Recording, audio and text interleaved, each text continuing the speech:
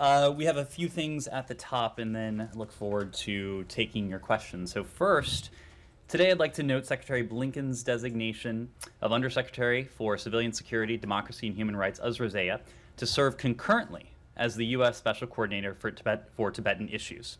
Special Coordinator Zeya will coordinate U.S. efforts to advance the human rights of Tibetans, including freedom of religion or belief, increase access to the region, protect the environment and sustainably manage water resources of the Tibetan Plateau, and address the humanitarian needs of Tibetan refugees and Tibetan diaspora communities, many of whom continue to face threats, including in the United States.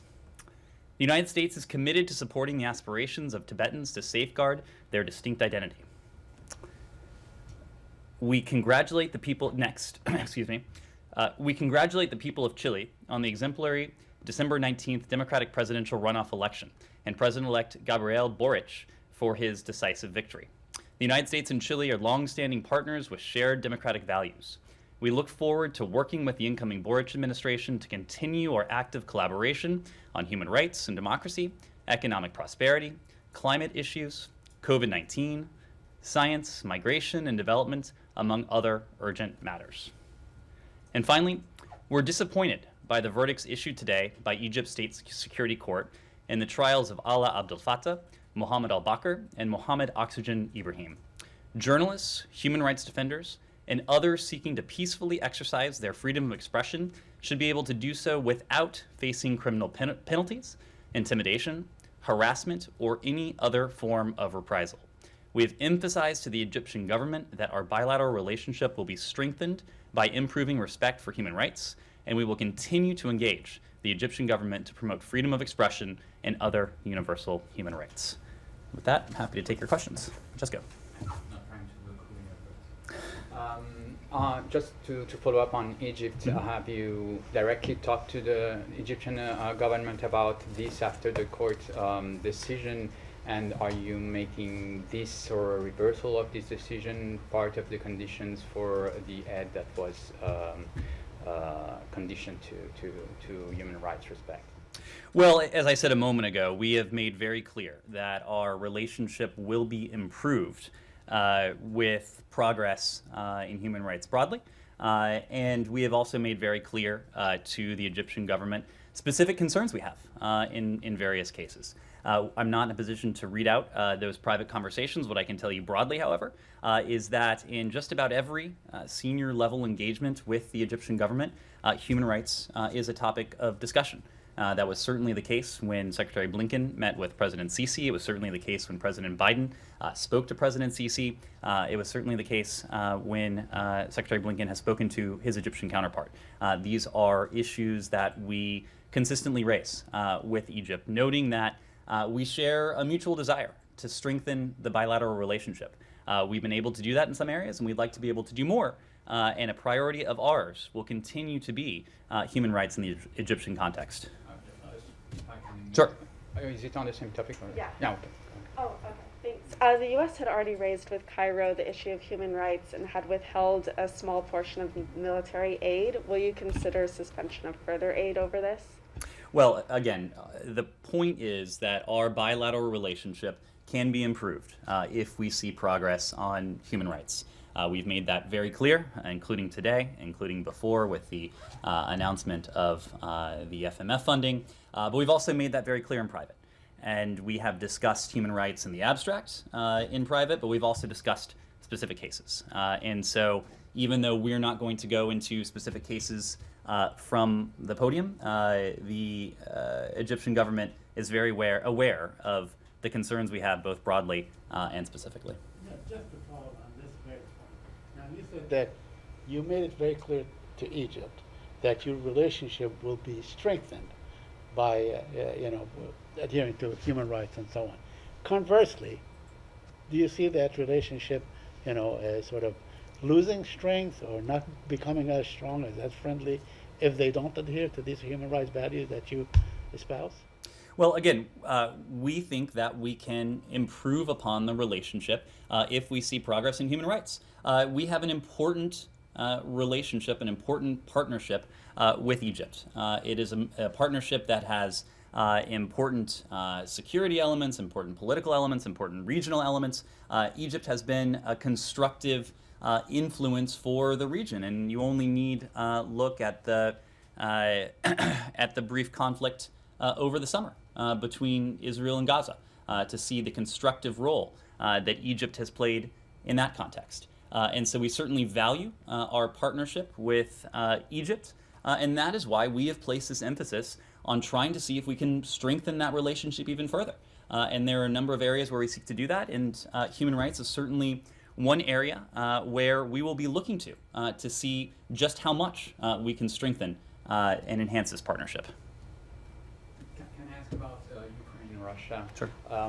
So on Friday and again today, I think Jake Sullivan spoke to his counterpart. You said that you're ready to engage in diplomacy. Is there any path forward you're considering more concretely about this engagement? Is there something that in the Russian response may give you the idea of what will be the next steps? And also simultaneously, do you believe that there is a de-escalation on the Russian side at the border or not at all? Well, you heard from one of our administration colleagues on Friday who went into some detail about this, but Russia, as we have said, and as everyone knows, has put on the table its concerns with, its stated concerns with American and with NATO activities.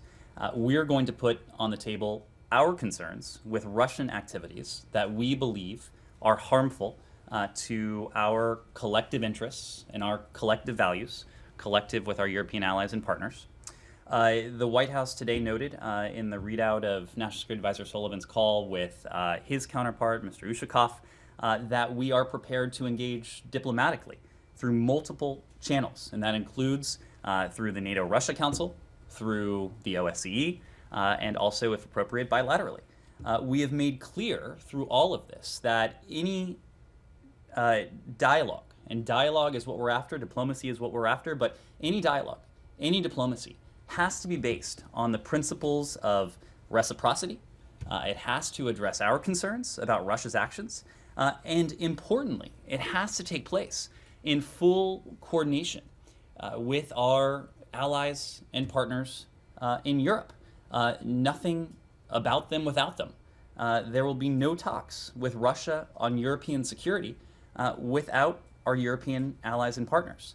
The point we have repeatedly made is that we are having this discussion in the context of Russia's ongoing aggression against Ukraine, but in some ways, this is bigger than any one country. It's bigger than any two countries, if you want to look at it through the lens of Russia and Ukraine.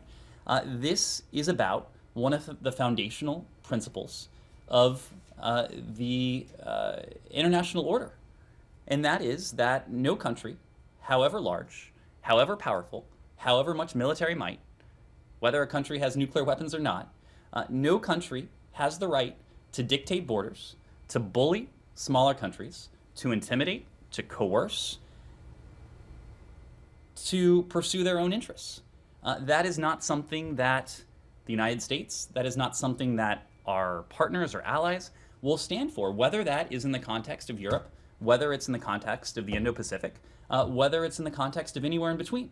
That has to be one of the foundational principles of the international order, the order that has, in some ways, propelled security and prosperity and promise for the past 70 years. If we allow that principle to be eroded in this context, we allow it to be degraded going forward. And that's not something we wish to see happen. It's not something we will allow to see happen. So there's no agreement for now on the format, on what this dialogue could look like? We have made very clear that we're prepared to engage diplomatically through multiple channels. But we don't have any announcements at this time. Obviously, the Russians have put their concerns on the table. We have our own concerns, and if we have additional details about how we're going to engage on that, we'll share those at the appropriate time. Any de-escalation at the border? I don't think we've seen anything that would allay our concerns. Yes. Afghanistan. Sure. Aid groups, the international community, lawmakers are all intensifying their calls on the Biden administration to take action to help Afghanistan as millions are in need of food and medicine. Does the United States agree with the urgency of the situation, and if it does, what, if any, action will it take to help mitigate the crisis? We absolutely do. We absolutely believe there is an urgent humanitarian situation in Afghanistan at the moment. This is not something that is entirely unique to the present. This is something that was pre-existing before the withdrawal of American military forces, but it's also something that has become more acute, and it's become more acute for a number of reasons. Years of war, the ongoing drought, an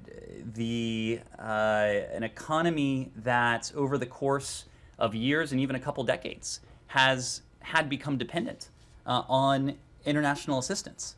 And of course, our concern is growing even more acute as we are now in the winter months. And our concern for the welfare and the well-being of the Afghan people is further pronounced. I'll make a couple points on this. First, when it comes to humanitarian assistance, the United States is the global leader in providing humanitarian assistance to the people of Afghanistan. We have provided since August $208 million alone. We've provided nearly $475 million over the course of this year. We have taken other steps as a government to do what we can to facilitate the provision of additional humanitarian assistance to the Afghan people. The Department of the Treasury, for example, has issued general licenses to offer a degree of reassurance to other countries and entities to essentially signal that we support the provision of humanitarian aid to the Afghan people. We are working with various UN bodies, including the UNDP, to find creative ways that we can infuse not only humanitarian aid, but also liquidity into the Afghan economy. As you know, our Special Representative for Afghanistan, Tom West, was recently in Pakistan, where he attended a meeting of the OIC. And the OIC recently announced, in the context of that meeting, the establishment of a trust fund, which will provide another important tool to provide money to the people of Afghanistan. We supported the release recently of $280 million from the so-called ARTF, the fund that the World Bank administered. When it comes to our public health response, especially when it comes to COVID, just within the past few days, we have announced an offer of 1 million additional doses of vaccine through COVAX for Afghanistan. That brings our total donation to 4.3 million doses for the people of Afghanistan. But we also recognize that even as we will continue to be the world's humanitarian leader for the Afghan people, that this is not something the United States can do alone. And so that is why we've been working with multinational, multilateral, international bodies, but also with other countries to make the point that the international community as a whole needs to step up when it comes to what it is prepared to provide for the Afghan people. The United States has attempted to do that in a number of ways, including by demonstrating our leadership and underscoring our action on this. We have seen generous donations, seen generous offers from some countries, but there are other countries, including countries very nearby, regional countries, that can and should do more for the Afghan people. The region and beyond. We all have a stake in an Afghanistan that is stable and secure, but also a country where the humanitarian needs of the Afghan people are being addressed. That is what we're seeking to do. If there are additional ways that we can support that, whether it is through our own humanitarian efforts, whether it's by galvanizing action on the part of other countries or other bodies, we will do that. We have done that, but our work here is ongoing. Which nearby countries would you like to see more from? I don't think it is helpful for the cause of the humanitarian plight of the Afghan people, for me specifically, to call out countries by name. But I think there are some perhaps fairly obvious countries in the region that have the ability and the stake in seeing an Afghanistan that is stable and secure, an Afghanistan where the people and their humanitarian needs are being addressed. Courtney. Staying on Afghanistan, the Secretary is set to meet with some Afghan refugees today. I'm just curious, what is the status of the department's efforts to help the tens of thousands of SIV principal applicants and their families that are remaining in the country, particularly as the humanitarian situation deteriorates? I know we now have a protecting power in the country. I mean, is that accelerating efforts to bring people out? Well, as you know, our efforts to relocate not only American citizens and lawful permanent residents, but also Afghans at risk have been ongoing. We made very clear when the military mission came to an end at the end of August that our commitment to these groups would be enduring. And I think it should be clear that we have made good on that commitment. We have, as you know, since August 31st, directly assisted the departure of 479 U.S. citizens and 450 lawful permanent residents. There are now fewer than a dozen Americans in Afghanistan with whom we're in contact who are prepared and ready to depart. There are about 150 additional Americans with whom we're in contact who are not, for one reason or another, prepared to depart. We have continued as well to do what we can to support Afghans to whom we have a special commitment, and that includes those who fall within the category of the SIVs. We are undertaking efforts to relocate those with visa foils in their passport. We also, from there, are prioritizing those with foilless visas. We are looking at alternatives to processing for the larger cohort within this category, knowing that even though our presence on the ground in Afghanistan is no more, we are doing what we can from other posts and looking at creative solutions to continue our efforts to safely relocate those individuals who wish to depart the country. We issued a pretty comprehensive update on our relocation efforts. I believe it was early last week. We made the point, and we have made the point, that in addition to the Americans, to the lawful permanent residents, our efforts have facilitated the departure of a couple thousand additional individuals from Afghanistan. And again, that is not a mission that has any expiration date attached to it. We made that point in August. We made that point in September. And now that we're in December and approaching 2022, I think that point is we have made very clear. Yes.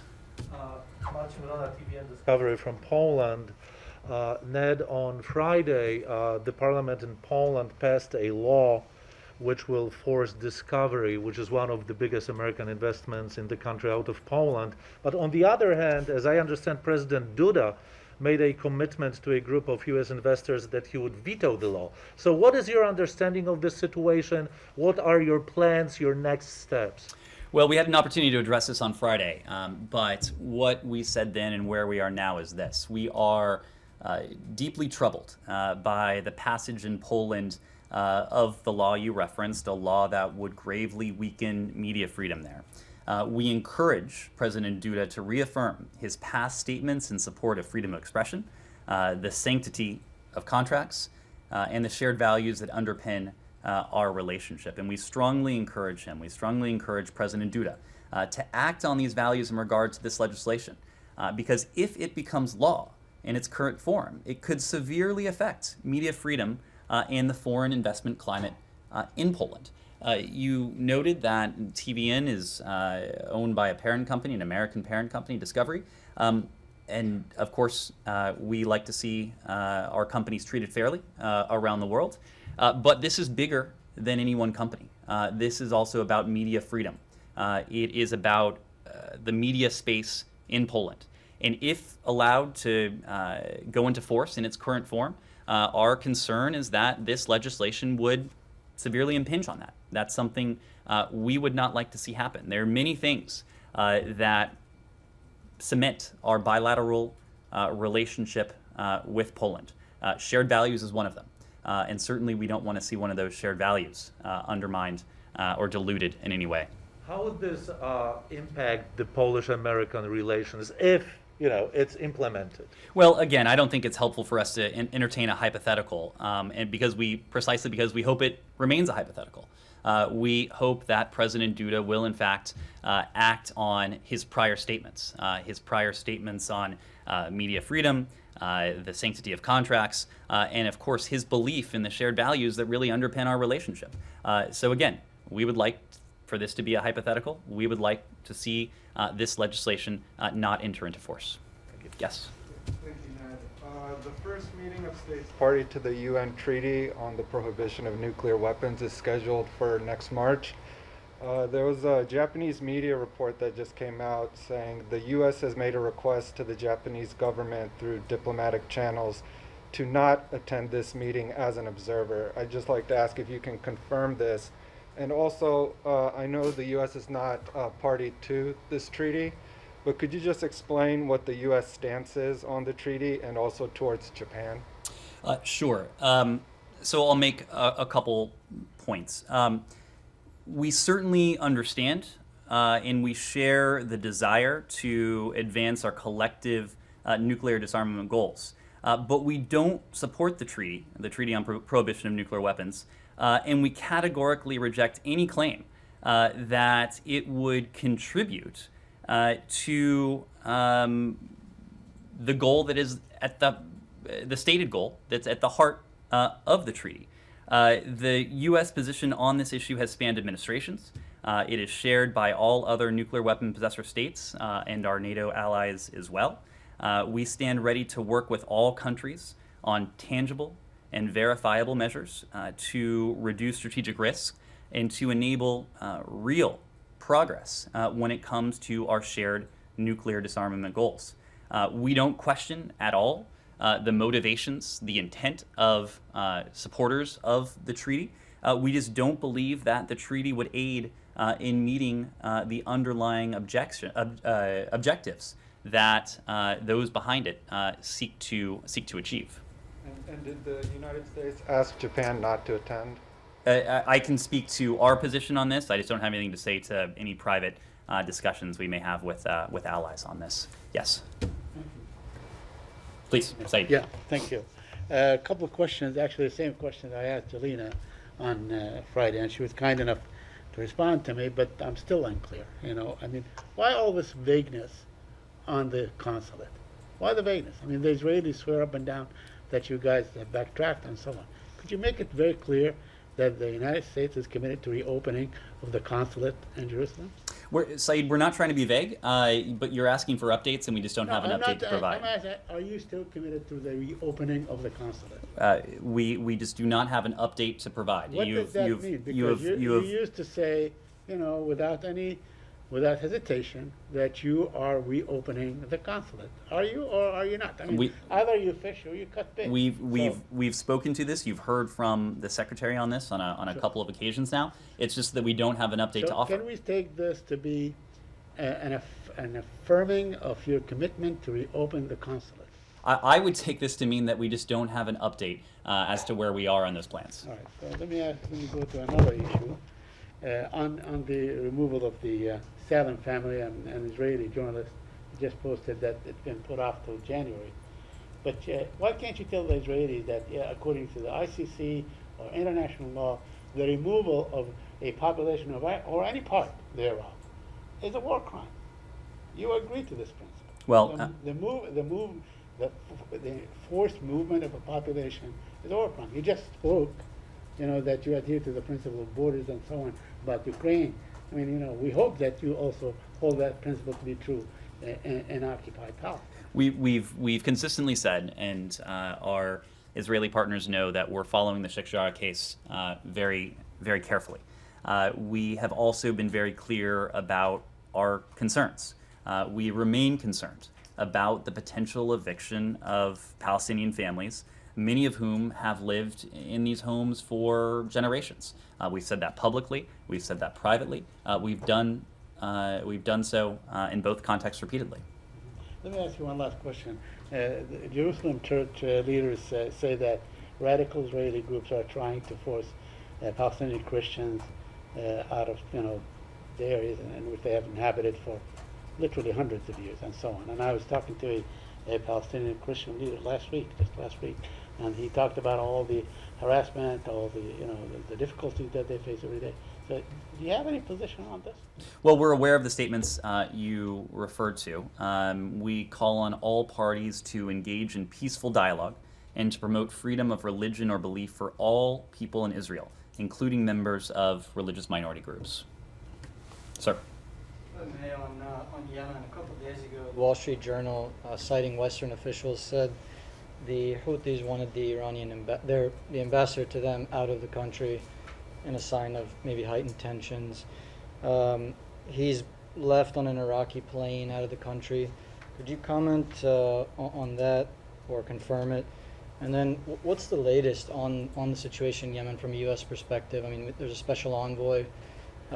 Just as we were walking in, I think I read a report that the Arab coalition struck the Sana'a airport, citing threats and targeting against military targets. Could you just give us an update on that? Well, when it comes to the first element of your question, we do hope that the departure of the Iranian ambassador from Yemen, we hope it is a sign that Yemenis understand the profoundly destabilizing role that Iran has been playing in their country for some time now. Iran's support for armed groups threatens international and regional security.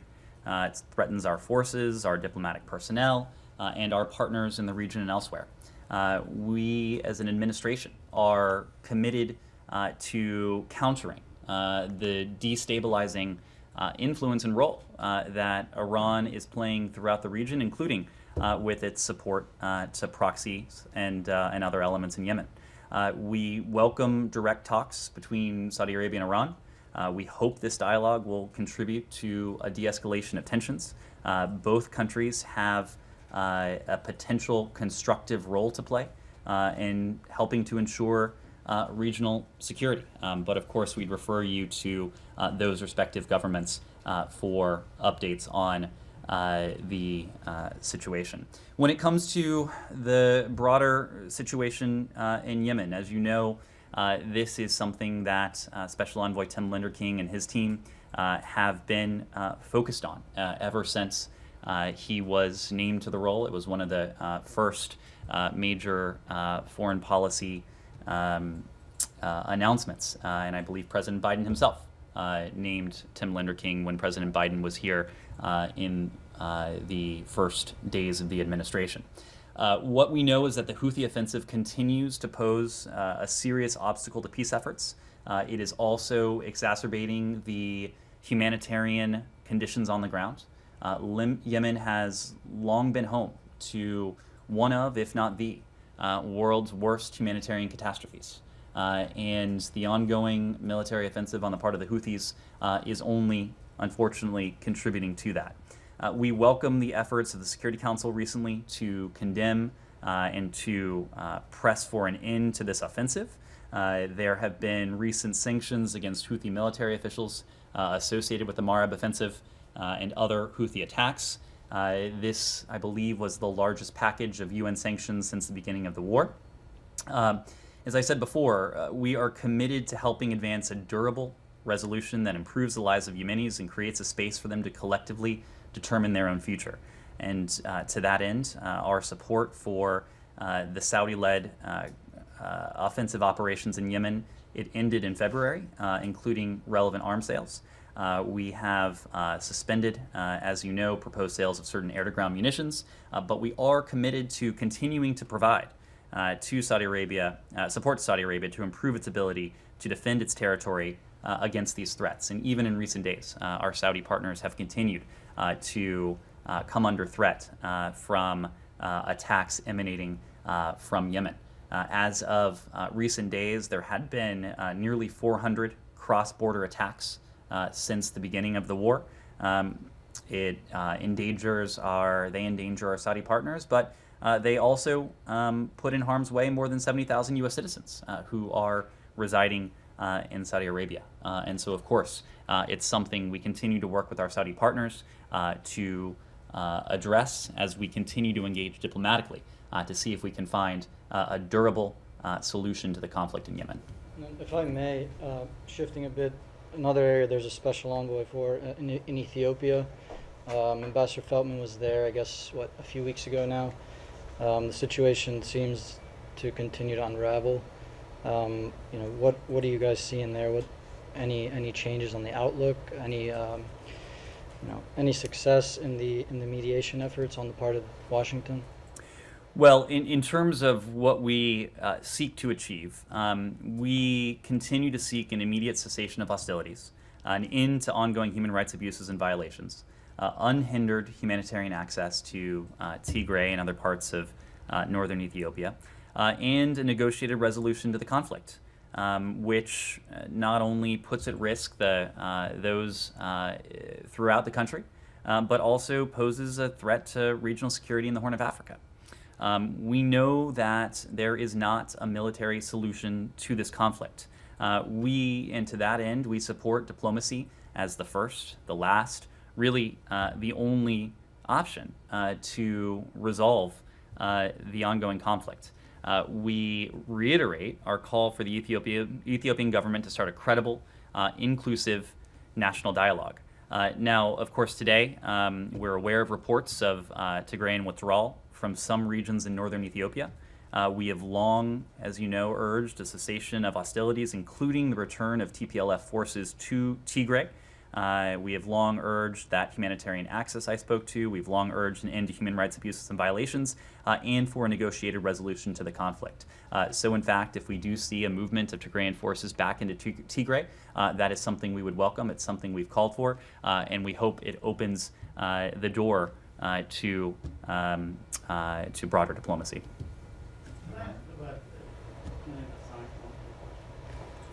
I think it was on the 10th of this month, a London court, or a British court, lifted the ban on his transfer to the United States. Do you expect him to be transferred anytime soon? I would need to refer you to the Department of Justice when it comes to extradition cases. We just don't weigh in on the specifics here. Let's go. Sure. So the secretary said, I think that was in Stockholm, and it was 20 days ago, not 20 years, but 20 days ago, he said that the U.S. wouldn't allow Iran to continue building their nuclear program while dragging their feet on talks. And it seems to me that's exactly what you guys think it's continuing. Nothing happening on the negotiation front, and Iran continuing to develop its nuclear program. So how long can you just say that without changing your stance and allowing actually them to do so? Well, Francesco, you heard from one of my colleagues on Friday a summary of what we experienced in the second act of the seventh round, if you will. As my colleague said at the time, there was some modest progress. I believe the way he put it was that it was better than it might have been, but it was worse than it should have been. And so that leaves us in a fairly uncertain posture, certainly fairly uncertain position as to whether we can achieve what we have sincerely and steadfastly sought to do for a number of months now. That is to test whether we can achieve a mutual return to compliance with the JCPOA. As you heard, though, there was some progress in the most recent element of the second round. We, of course, noted the announcement between Iran and the IAEA of the arrangement to restore elements of transparency to the IAEA monitoring program on the ground in Iran to reinstall the cameras at Karaj. That's an important step. It's a welcome step, but again, we're clear-eyed about this because this was a step that never should have been necessary in the first place. The second element of modest progress that you heard about from my colleague is that we now have a common understanding of what the text will be that will serve as the basis for negotiations on nuclear issues. And he went on to make the point that we don't yet have the text, but we have an outline or we have an agenda for discussions of that text when they resume. So that's all positive, that's all good and well, but in many ways that really only takes us to where we were as of June. And so we're, as he put it, I believe, curbing our enthusiasm for where we are and where we might go. There's still a lot of work to do. At the same time, and this was the point of your question, all of this is still taking place in an atmosphere of provocation, what we have seen from the Iranians, and an atmosphere in which time is running out because of, owing in part to these provocations and advancements in Iran's nuclear program, it's the accelerating pace of that program. We have said this on many times. And you repeated in your question, we can't accept a situation in which Iran is dragging its feet in the negotiating table, but accelerating the pace of its nuclear program back home. What we experienced, what the team experienced on the ground in Vienna until the talks adjourned late last week, it was progress, but it wasn't at a pace that was sufficient to get us to where we need if we are to render the JCPOA as a viable vehicle going forward. If the pace of diplomacy on the one hand continues to lag far behind, or continues to lag at all behind, the pace of diplomacy on the other, the JCPOA, as you heard from the E3, will be an empty shell. As you heard from my colleague, it will be a corpse that cannot be revived. Obviously, we don't want to see either of those happen. We still continue to believe we still have a window of opportunity in which a mutual return to compliance with the JCPOA would be the best option for us. It would be the best option for the other members of the P5+1. It would be the best option for the international community because it would still accomplish what we need it to do in terms of verifiably preventing Iran from ever obtaining a nuclear weapon. But we've talked about this clock, we've talked about the calendar, we've made the point consistently that it's not chronological so much as it is technological and technical.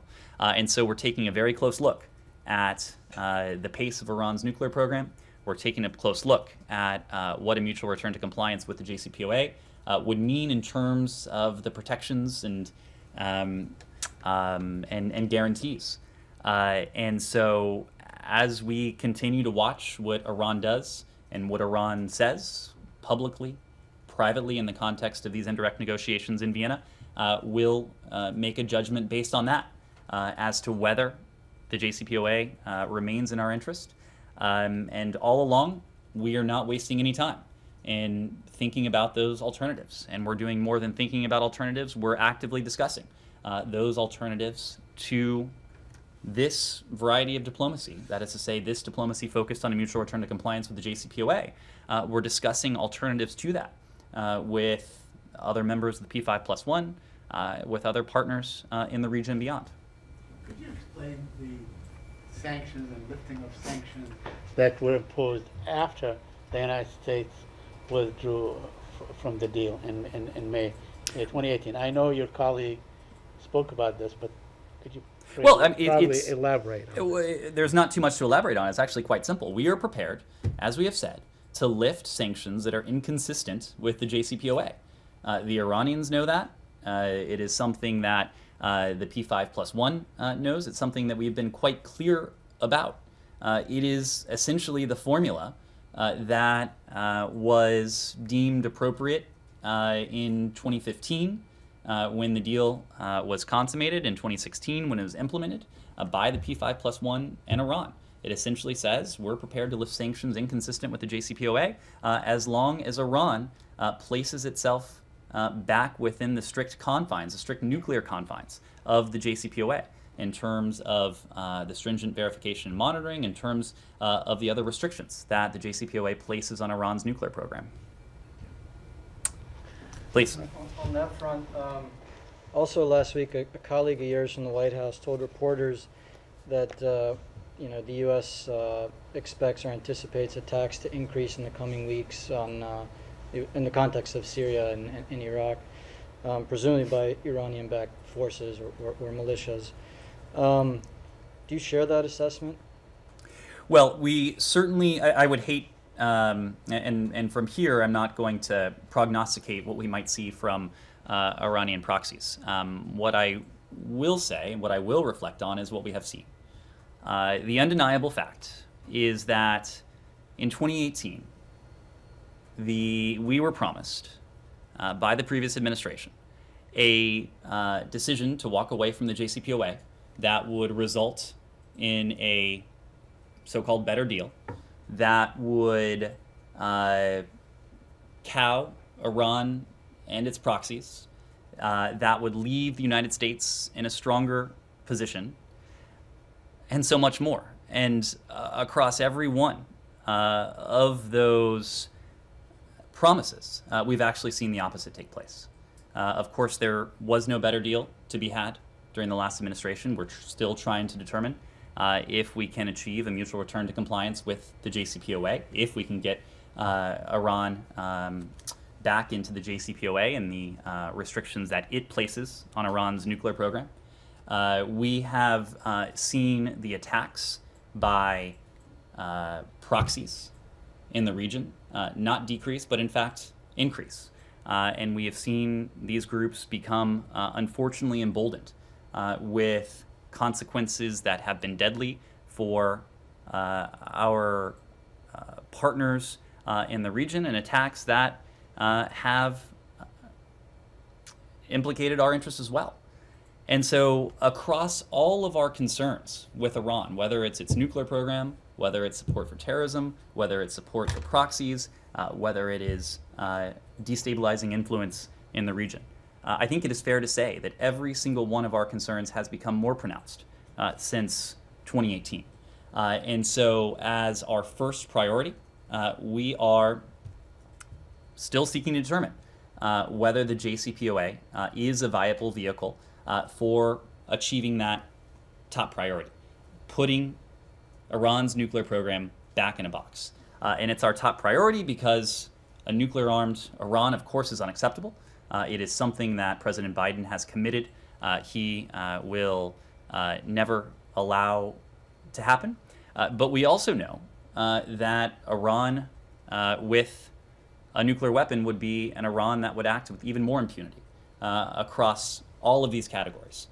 So right now, that is why we are urgently seeking to see whether we can achieve that mutual return to compliance, just as we are working with allies, working with partners to take on the broader array of Iran's destabilizing activities throughout the region. But you guys have said that these discussions, Vienna talks, are about Iran's nuclear program, and that it's not tied to their other malign activities or behavior in the region. So what makes you think that reaching a deal, if one is able to be reached, is going to help decrease these attacks on U.S. interests or forces? Because I mean, let's call a spade a spade. They want the U.S. out of the region completely. Well, I would say a couple things. One, it's a point I made before. We know that Iran with a nuclear weapon, or closer to a nuclear weapon, would be an Iran that would act with even more impunity, an Iran that would be even more emboldened. We have seen Iran emboldened since 2018. We've seen its proxies emboldened since 2018. We've seen the tragic and deadly consequences of that. And so, conversely, an Iran that whose nuclear program is once again back in a box, we think that would redound positively on the broader set of challenges that we face with Iran. But secondly, we are not sitting on our hands when it comes to the broader activities, malign activities that Iran is undertaking. We are working in various ways, some of them public, with allies and partners around the world, including those in the region, to counter these. But we've also made the point that even as we're focused in Vienna on the nuclear program, we want to see if we can address diplomatically with Iran and our allies and partners to build on the JCPOA, to see if we can talk about something that addresses those broader set of concerns. That's still something we seek to do, even as we are very much in the midst of seeing if we can achieve that mutual return to compliance when it comes to the nuclear program. All right. Thank you all very much.